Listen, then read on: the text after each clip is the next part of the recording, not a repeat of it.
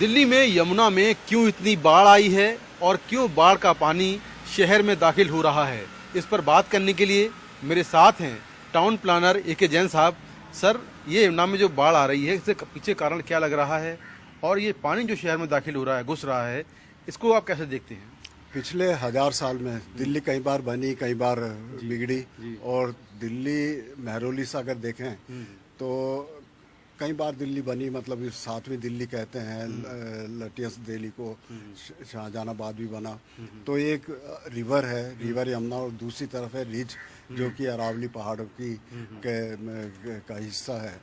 तो हमेशा ये दिल्ली बनी रिज के बीच में और रिवर यमुना के बीच में। जब ब्रिटिशर्स आए यहाँ पर 1911 में, उन्होंने डिसाइड किया कि कैपिटल दिल्ली में बनेगी कलकत्ता के बजाय। तो उन्होंने एक साइट चूज की कोरोनेशन पिलर पे, जहाँ पे दिल्ली यूनिवर्सिटी आजकल पुराना सेक्रेटेरिएट है। जब आर्किटेक्ट और इंजीनियर्स आए, आर्किटेक्ट एडविन लैटियंस बड़ा फेमस आर्किटेक्ट था, उसने कहा कि ये साइट सूटेबल नहीं है। और सूटेबल क्यों नहीं है? दो रीजन उन्होंने दिए। एक तो फ्लड प्रोन है, फ्लड आते रहेंगे, बाढ़ आती रहेगी, और दूसरा मलेरिया होगा।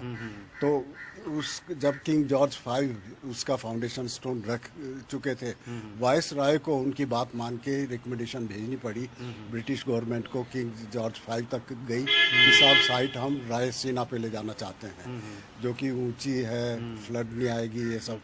तब जाके रायसीना बना।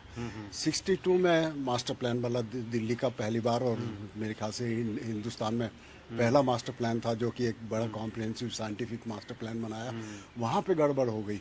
उसमें गड़बड़ ये हुई कि दिल्ली में यमुना बहती है 48 किलोमीटर, यहाँ पर 350 kilometre western Yamuna canal, eastern Yamuna canal, और मेजर ड्रेन्स हैं, 28 मेजर ड्रेन्स हैं, वो बहती हैं, जो कि ड्रेनेज को इसको सर्व करती हैं।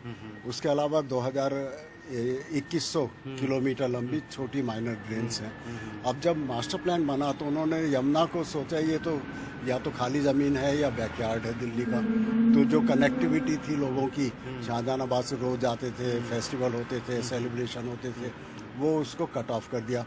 वहाँ पे एक रिंग रोड बना दी गई, रिंग रोड फास्ट ट्रैफिक के लिए।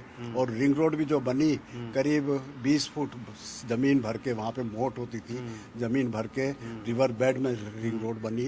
तो अभी आप देखिए यमुना ने जो ये मारा है, तो वो सारी रिंग रोड भी डूब गई, और ये सारे गड़बड़ हो गई। तो उसके साथ साथ वहाँ पे पावर स्टेशंस बने, राजघाट पावर स्टेशन, सी पावर स्टेशन। वहाँ पे कहीं से सारी बिल्डिंगें बाद में बन गई, जैसे इंडोर स्टेडियम बन गया, Indira Gandhi indoor stadium, players building जहाँ पे सेक्रेटेरिएट है दिल्ली गवर्नमेंट का, डीटीसी डिपो बन गए। और मतलब उसे ऐसे ट्रीट किया जैसे कि वैकेंट लैंड, सैनिटरी लैंडफिल्स बन गए। और उसमें जो उसे हमने मास्टर प्लान में डिफाइन किया जोन ओ जो लिया हमने ओजोन से, ओजोन जो कि एक चीज प्रिजर्व करने लायक है। और उसमें ये कहा कि यहाँ पे कोई अब फर्दर कंस्ट्रक्शन नहीं होगी, और इसका एरिया है करीब 100 स्क्वायर किलोमीटर।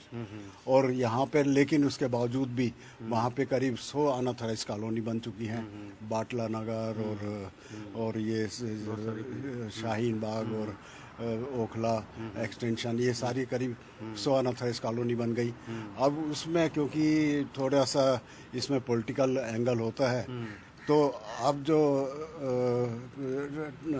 नया मास्टर प्लान बना है, जो कि ड्राफ्ट स्टेज पे है, वहाँ पे एक और ब्लंडर कर दिया है। उसमें उन्होंने कहा है कि जो रिवर यमुना का जोन है, उसको हम रिड्यूस करके 6300 हेक्टेयर रखेंगे, मतलब 63 स्क्वायर किलोमीटर।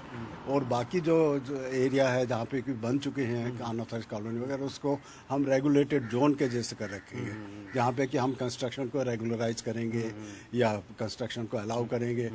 तो उससे क्या होगा कि जो 10,000 हेक्टेयर एरिया है, वो अगर 40% कम हो गया, तो आपका जो कैपेसिटी है रिवर की, वो 40% कम हो जाएगी।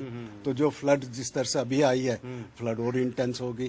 तो ये जो चीज़ें हैं, जो क्योंकि फ्लड या फ्लड कंट्रोल या ड्रेनेज एक बेसिक होता है टाउन प्लानिंग का। दूसरी बात यह कि जो पानी आ गया है शहर में, अब देख रहा जा रहा है कि बारिश कई दिन से नहीं हो रही है, बहुत ज़्यादा या कम हो रही है बारिश, उसके बाद ही पानी भरा हुआ है, वो पानी निकल नहीं पा रहा है। उसका क्या कारण मानते हैं? उसका कारण ये कि स्टैग्नेंट वाटर है, जो 28 ड्रेन गिर रही हैं यमुना में, जैसे कि ड्रेन नंबर 12 है सेंट नर्सिंग होम नाला, वो बैकफ्लो हो गई है क्योंकि वहाँ पे जब रिवर का लेवल 208 मीटर पहुँच गया और उसका लेवल ड्रेन का लेवल 203-204 मीटर है, तो वो बैकफ्लो होके पानी वहाँ पे आ गया और वो एक्यूमुलेट हो गया। फिर जितने ये बैराज के गेट्स हैं वो बंद थे, तो वो पानी का फ्लो बैकफ्लो नहीं हो पा रहा है। तो अब यहाँ पे पंप लगाने की आवश्यकता है, पंप लगाएंगे तब ये पानी को निकाल पाएंगे। इस परेशानी से दिल्ली कैसे बचे? दिल्ली बचाने के लिए ऐसा है कि हमें ड्रेनेज के जो फंडामेंटल्स हैं ना, ड्रेनेज प्लानिंग के, वो टोटली हमें रिवाइज करने पड़ेंगे। अब जमाना चेंज हो गया है। 76 में मतलब करीब 50 साल पहले एक दिल्ली का ड्रेनेज मास्टर प्लान बना था और उस टाइम टेक्नोलॉजी बहुत बैकवर्ड थी, उस टाइम इतनी सुविधा नहीं थी और उसके बाद ये मास्टर प्लान पूरी तरह से रिवाइज नहीं हो पाया है क्योंकि उस टाइम पॉपुलेशन थी दिल्ली की 30 लाख 35 लाख, आज है 2 करोड़। और दिल्ली में जो ड्रेनेज का की समस्या है अब दिल्ली तक सीमित नहीं है, गुड़गांवा, सोनीपत, पानीपत, इंदिरापुरम, गाजियाबाद, ये सारे के सारे यहाँ अगर यहाँ पे ड्रेनेज नहीं होती दिल्ली में इफेक्ट पड़ता है। हिंडन रिवर है एक तरफ, दूसरी तरफ साहिबी रिवर है जिससे नजोगा ड्रेन हमने कह दिया है। तो वो जो हमारा जो ड्रेनेज का कॉन्सेप्ट है, चैनल है, वो हमारा थोड़ा सा एक्सपेंड करना पड़ेगा सेंट्रल एनसीआर में या दिल्ली मेट्रोपॉलिटन एरिया में, और एक इंटीग्रेटेड प्लान बने।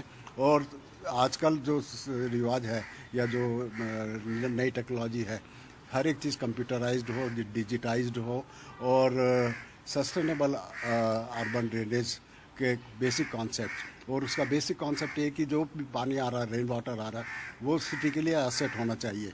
तो स्पंज मतलब एक हम जो ग्राउंड तैयार करें उसको एज ए स्पंज जो कि वाटर एब्जॉर्ब कर दें और बिल्टअप एरिया कम से कम रखें।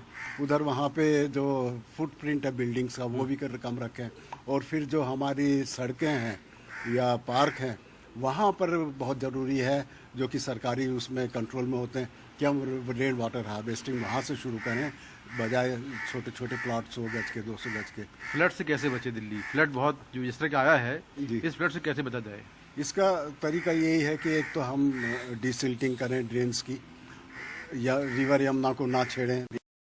1000 हेक्टेयर अगर एरिया 100 स्क्वायर किलोमीटर एरिया है उसमें कॉम्प्रोमाइज़ नहीं करें कि वो बिल्टअप हो गया या रेगुलराइज करनी आना था इसका उसको। तीसरी बहुत इम्पॉर्टेंट चीज़ है कि जितनी भी हम छोटी ड्रेन्स हैं, बड़ी ड्रेन्स हैं, उसका एक इंटीग्रेटेड प्लान बनाए और उसकी टाइम टू टाइम सफाई करते रहें, डिसिल्टिंग करते रहें। क्योंकि आजकल मलबा कितना इसमें भरा पड़ा है, जो इसकी कैपेसिटी होनी चाहिए मेरे हिसाब से 40% से ज़्यादा कैपेसिटी नहीं है ड्रेन्स की। तो वो सारा नेटवर्क हमें देख के उस पर काम करना होगा। और ये जो टेम्परेरी सॉल्यूशन होते हैं ना, पंप लगा दिए, मोटर लगा दी, ये कई बार लगाए हैं। मिंटो ब्रिज में आपने देखा, आदि प्रगति मैदान के अंडरपास में देखा, और जगह जगह ये सब एक टेम्परेरी होते हैं, 1 दिन 2 दिन 5 दिन के लिए, पर ये परमानेंट सॉल्यूशन नहीं है। बिल्कुल, थैंक यू जैन साहब। तो जैन साहब के मुताबिक बहुत सारे उपाय करने होंगे, बहुत सारी गलतियां पहले हो चुकी हैं, लेकिन अगर अब इस बाढ़ से बचना है, बाढ़ के पानी से बचना है, तो सरकार को इसके लिए कई ठोस कदम उठाने होंगे। नई दिल्ली से कैमरामैन मोहम्मद मुरसलीन के साथ मैं मुकेश सिंह सेंगर, NDTV इंडिया।